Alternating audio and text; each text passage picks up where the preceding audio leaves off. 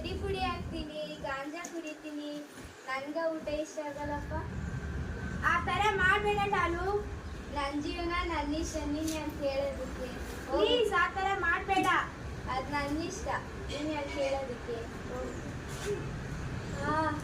ಎದೆಗುರಿ ಹಣ್ಣು ತಿಂತೀನಿ, ಮಿಲನ ತರಕಾರಿ ತಿಂತೀನಿ, ಸೊಪ್ಪು ತಿಂತೀನಿ, ಸಿರಿಧಾನ್ಯ ತಿಂತೀನಿ, ಕಡ್ಡಿ ಪುಡಿ ಹಾಕಲ್ಲ.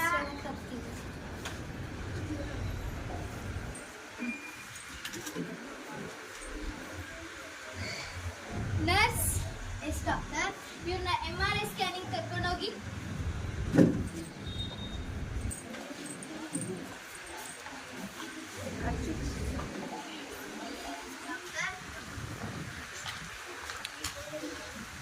ಇವ್ರ ಕಡೆಯವ್ರು ಯಾರು ಬಂದಿದ್ದಾರೆ?